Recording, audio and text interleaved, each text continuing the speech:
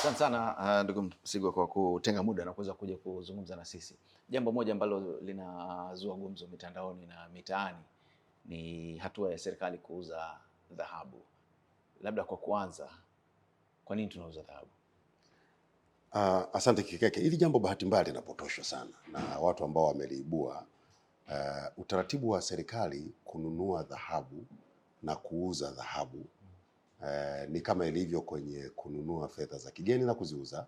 Ni utaratibu ambao upo kwa mujibu wa sheria ya BOT.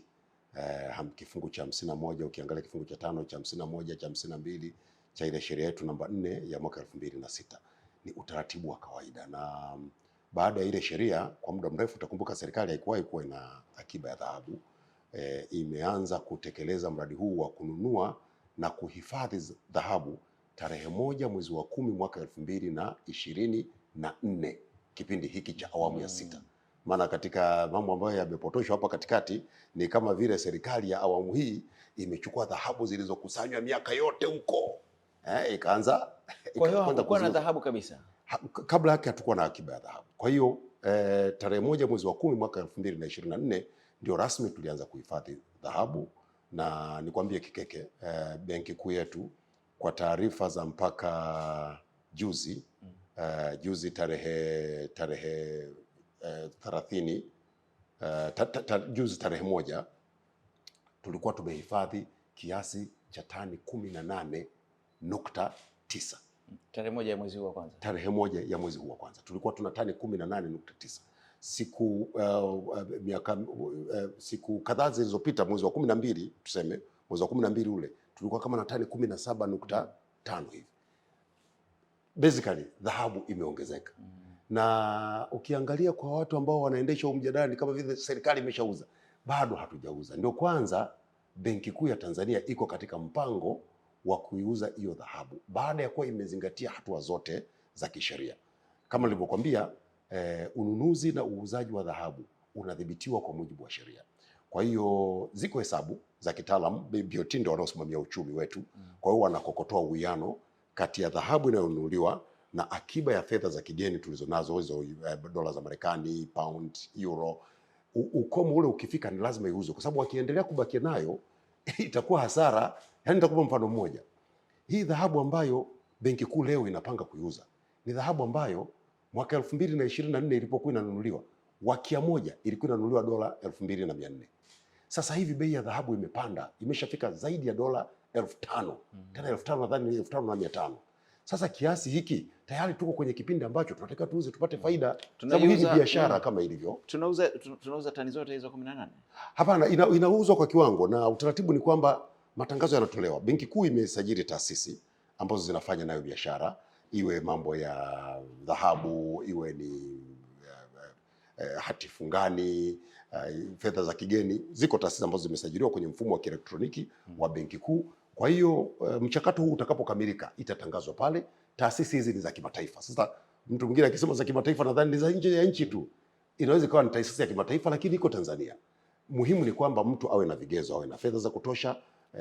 Na tunataka sisi fedha za kigeni, huji kununua sasa kwa madafu, kwa fedha zetu shilingi unanunua, kwa sababu sisi lengo mojawapo la kufanya hivi ni kwamba BOT, Benki Kuu ya Tanzania, inauza dhahabu ili kuongeza ukwasi wa fedha za kigeni, kuongeza dola. Sasa litakuja swali hapo, kwa nini mnatafuta ukwasi? Kwa sababu unajua kwenye kusimamia uchumi ni lazima kiwango fulani cha fedha za kigeni kiwepo, kuwahakikishia watu wetu wanaoagiza bidhaa kutoka nje ya nchi wanaagiza bidhaa zinakuja ndani ya nchi, kudhibiti ushukaji wa thamani ya shilingi yetu, lakini pia kulinda mfumuko wa bei. Sasa nitakupa mfano.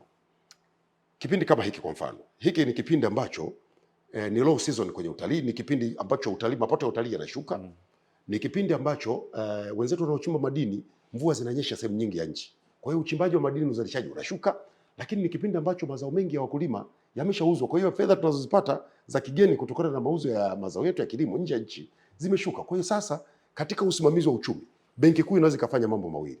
Kwa sababu sasa tuna akiba ya dhahabu, inaweza kuuza dhahabu ikaingiza fedha za kigeni zikaingia kwenye uchumi, na inaweza ikatumia akiba yake ya dola ama fedha zingine za kigeni tulizonazo kuwauzia wafanyabiashara wetu wa ndani ili waweze kuagiza bidhaa nje zije nchini. Wasipofanya hivyo, yanatokea mambo ambayo yametokea miaka 2 mitatu iliyopita. Kikeke utakuwa shahidi, fedha dola ziliharibika, ikawa shida, vitu vikapanda bei. Nafikiri maswali mengi yanakuja kwamba tumefikaje hapa kiasi kwamba fedha zetu za kigeni zimepungua kiasi kwamba inabidi tuuze dhahabu. Sasa kilichotokea ni kwamba ni benki kuu yenyewe ndiyo ambayo imefanya uamuzi wa kununua, kwa sababu dhahabu ni fedha, ni kama ilivyo unavyoweka dola. Dhahabu ni fedha. Kwa ni uamuzi wa nchi yetu kwamba pamoja na kuhifadhi fedha za kigeni, dola, pound, euro na zingine randi na zingine huko, pia tuhifadhi dhahabu. Sasa kuna mahesabu ya kiuwiano. Ikifika kile kiwango ukilinganisha na akiba zingine za fedha za kigeni, lazima kile kiwango kipungue. Usipofanya hivyo, hatari mbili zinaweza zikatokea. Kwanza, unaweza kupata hasara kama benki, lakini kama nilivyokuambia kwamba unauza kwenye kipindi ambacho bei ya dhahabu imefanyaje, imepanda, unapata faida. Sasa hebu fikiria, tuna dhahabu tumeijaza huko tani hizo 18, pengine mpaka leo inawezekana zikawa zimeshafika tani 19, tumeziweka huko benki. Sasa hizi bei ya dhahabu iko kwa kia moja iko zaidi ya dola 5,000, 5,500 au kwenda juu. Unakaa nayo, baada ya miezi 2 mitatu inashuka inakwenda dola 3,000. Sisi tutakuwa tumepata hasara. Kwa nadhani ni hesabu za kawaida. Bahati mbaya tu watu wameingia hapo, wameingiza siasa, wanakwenda kupotosha, wanafanya vitu vya ajabu ajabu. Mimi nataka niwahakikishie Watanzania wala wasio na wasiwasi. Benki yetu benki kuu yetu ni taasisi imara, inasimamiwa kwa mujibu wa sheria, inafuata taratibu za kimataifa za usimamizi wa uchumi na haijifanyii inavyotaka, labda pengine anavyotaka mtu yeyote. Hapana. Unapofanya hivi lazima kuna taasisi nyingi za kimataifa zinafuatilia mwenendo wa usimamizi wa uchumi. Pengine pia maneno mengi yanatokana na tangazo lilivyotoka na kusema kwamba serikali inauza dhahabu ili kujenga miundombinu. Sasa unajua nataka nikupe lugha nyepesi ambayo watu wataelewa.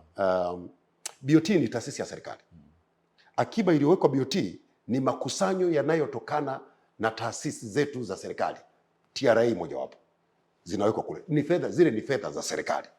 Lakini utokaji wake ni lazima uende kwa sheria. Lakini nitakukumbusha, tunapokwenda kwenye matukio yale ya kutoa gawio, sio unaona na BOT inatoa gawio. Kwa hiyo BOT ikifanya hizi biashara, iwe ni kwenye hati fungani, iwe ni kwenye kuuza dhahabu, iwe ni kwenye kuuza fedha za kigeni, hizo dola za kigeni, inaweza kutoa gawio kwa serikali. Ikatoa gawio kwa serikali na serikali ikatumia lile gawio kutekeleza miradi. Lakini pili, BOT pia inaweza ikaikopesha serikali kupitia hati fungani. Serikali inaweza kaenda ikachukua na ikarejesha. Yaani tumie lugha nyepesi, sitaki niingie kwenye zile lugha za kiuchumi sana.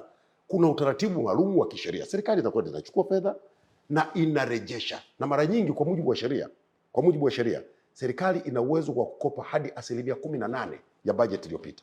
Yaani kwa mfano kama sasa hivi serikali inataka kuchukua fedha, kukopa fedha kutoka BOT, inatumia bajeti ya 2024-2025, 18% ya mapato yake inaweza kwenda kukopa benki kuu, inatumia kwenye matumizi yake ambayo ni ya kuhudumia wananchi na mahitaji mengine ya serikali, na baadaye inarejesha. Kwa sababu ile ni biashara, ni kama ambavyo unajua benki kuu ni benki ya mabenki. Yaani ni benki inazikopesha benki zingine.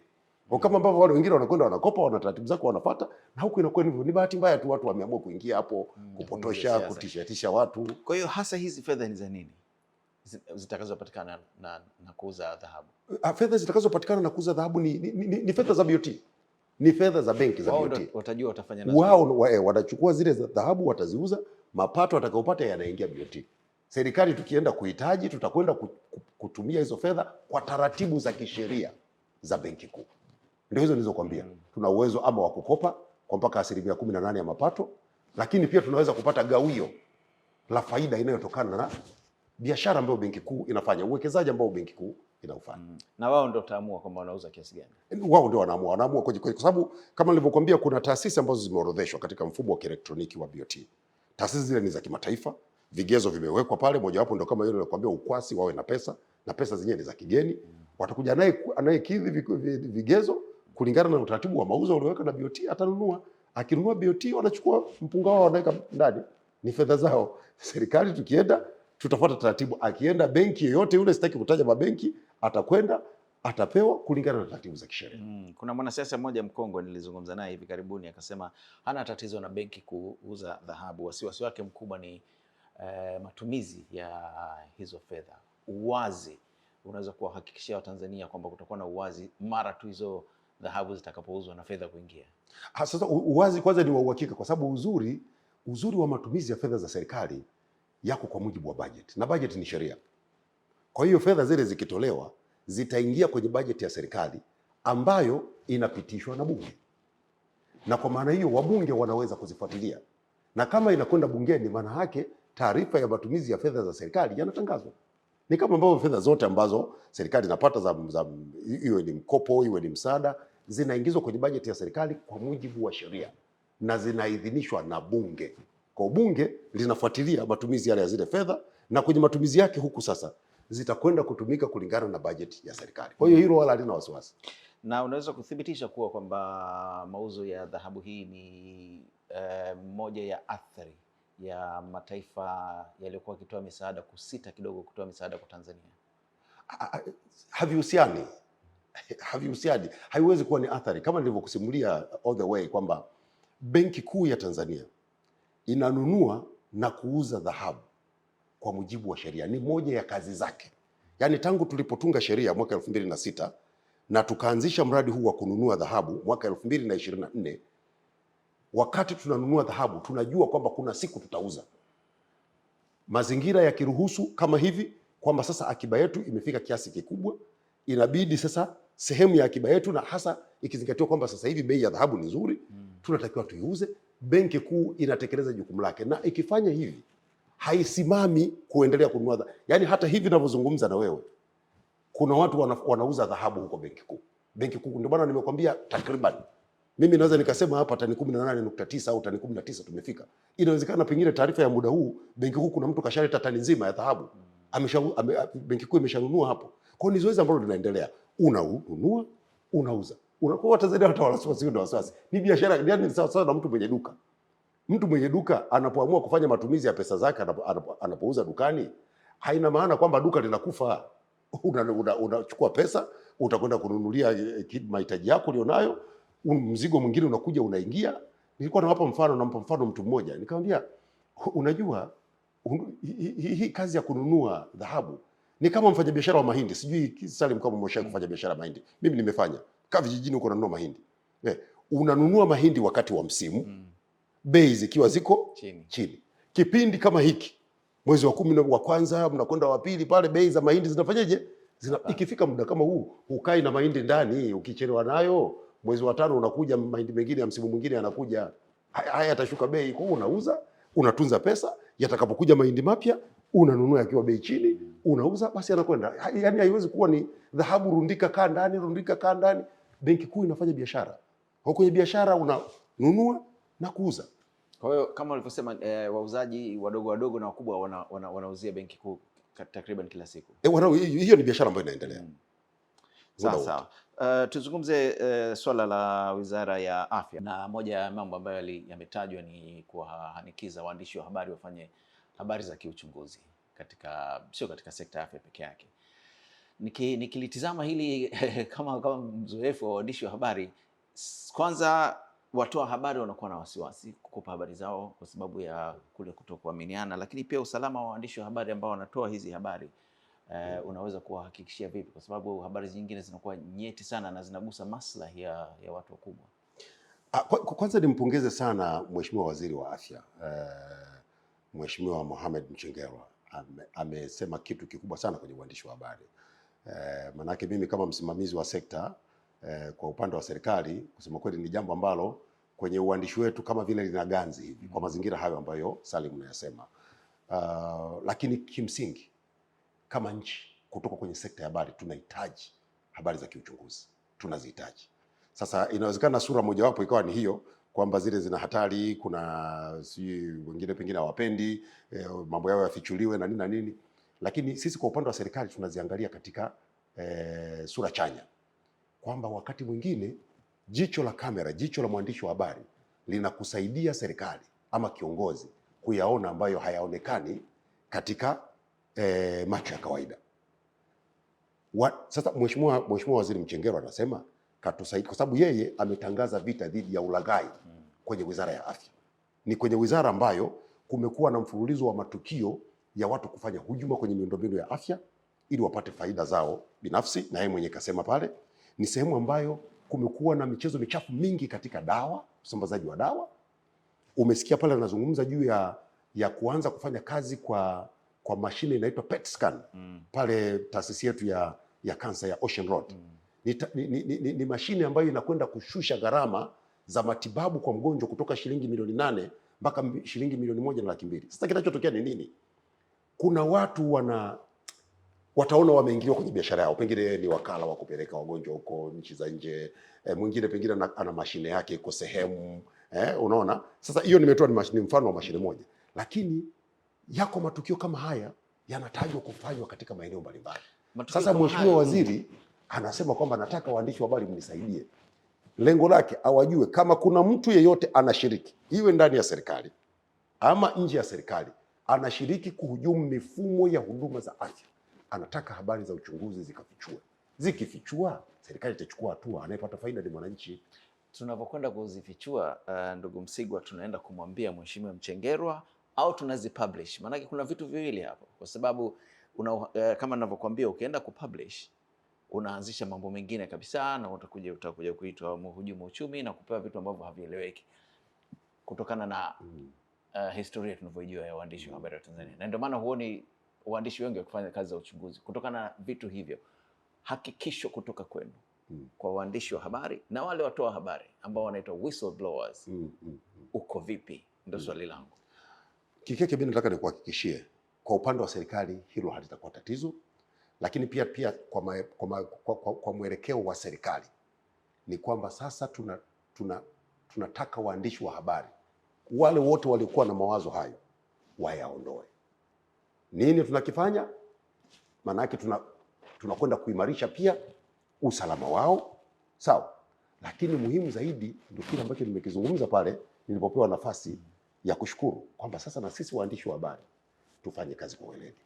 Wakati mwingine Salim, tunalalamika kwamba usalama wetu unakuwa sio mzuri, lakini ukifuatilia unakuta mwandishi wa habari ameng'ang'ania jambo ambalo halina uhalisia, kwa sababu lazima tukubali Salim, wakati mwingine na sisi tunafanya visivyo. Kweli. Tunafanya visivyo.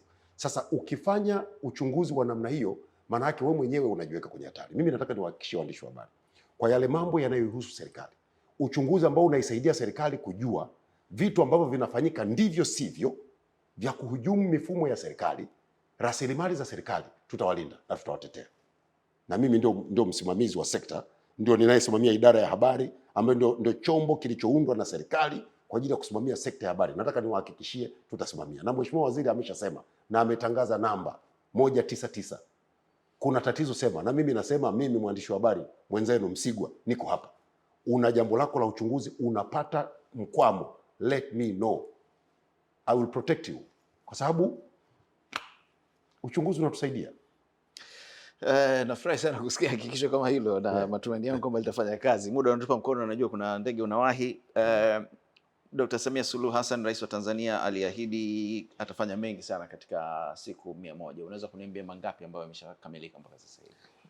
Kwa kweli yamekamilika mengi. Tunashukuru Mungu. Pale Dodoma tuna mikutano inayoendelea, mawaziri wanachambua kutoka kwenye kila wizara, lakini machache ambayo yameshabikiwa na wengi, aliahidi bilioni 200 kwa ajili ya vijana. Fedha zimetolewa na zimeshaanza kwenda kwenye mifumo ambako vijana watakwenda kukopa, wakopeshwe, wafanye kazi zake. Na umesikia hata sisi kwenye wizara yetu ya Habari, Utamaduni, Sanaa na Michezo, Mheshimiwa Waziri Paul Makonda ametangaza kuanzisha mikopo ya watengeneza maudhui, content creators. Kwa hiyo hizo ni sehemu ya juhudi za Mheshimiwa Rais, lakini pia tumeondoa yale mambo ya kuzuia maiti kwenye vituo vya afya, watu wasitibiwe, na yenyewe ameondolewa. Sasa hivi mtu, taratibu zinafuatwa pale, zimewekwa. Mtu kimefiwa, umeshindwa kulipa gharama za matibabu, kuna utaratibu ambao unafanywa pale, hakuna maiti inayozuiwa. Lakini pia tumeanza utekelezaji wa mradi wa grid ya maji. Kwa mfano tunataka tuunganishe mito yetu, maziwa yetu, ziwa Victoria, ziwa Tanganyika, ziwa Nyasa, tuunganishe mifumo yake maji yaende yasambae nchi nzima, watumie binadamu, wanyama na mimea, badala ya kuwa ni maji ya kunywa tu peke yake.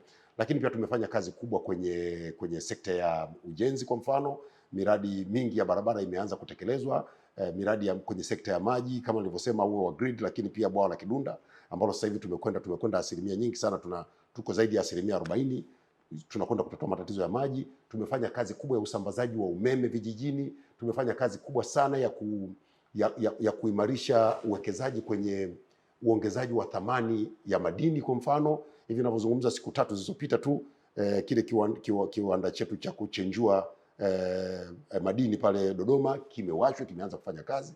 Jana tu tumeanza kurusha ndege ya kwanza helikopta kwa ajili ya kufanya uchunguzi wa maeneo yenye madini, katika maeneo yenye madini, ili kuanza kuchimba madini kitaalamu. Lakini pia kwenye sekta ya kilimo, kwenye mifugo, kila mahali mambo yanakwenda vizuri. Tunashukuru Mungu kwamba maelekezo ya Mheshimiwa Rais yametekelezwa.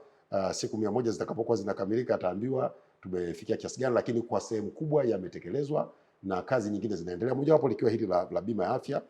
Mmeona tayari huduma za awali zimeanza kutolewa, na tunaamini uzinduzi utakapokuja kuzinduliwa, mengi Mheshimiwa Rais atayazungumza. Lakini Mheshimiwa Mchengerwa mmemsikia juzi kati hapa akazungumza juu ya uzinduzi wa kifurushi kile cha msingi. Kazi zinaendelea na usajili unaendelea, kwa hiyo mambo yanakwenda. Kabla sija kuruhusu, moja hili tena unalipenda sana, AFCON 2027. Kimya, sisikii kitu. Mambo yanakwenda vizuri sana. Kimya. Yanakwenda, sio kimya. Hatuoni kelele, hatuoni ndege zetu zikiwa zimepigwa branding, hatuoni package zikiuzwa kimataifa. Ni jana tu nimetoka kukamilisha mazungumzo na kakaangu Engineer Ulanga. Ndege zetu kadhaa zinazokwenda nje ya nchi zitatengenezewa branding, tutazichapisha AFCON Tanzania. Watu wategemee muda wote kuanzia sasa. Lakini pia tutaanza branding ndani ya muda mfupi, nadhani ndani ya mwezi huu au mwezi ujao tutaanza branding ya miji yetu. Tumefanya maandalizi makubwa ya viwanja vyetu. Uwanja wetu wa Arusha, tunajua wenzetu wanahangaika sana kupush lakini na sisi uwanja wetu tuko vizuri, tuko 74%.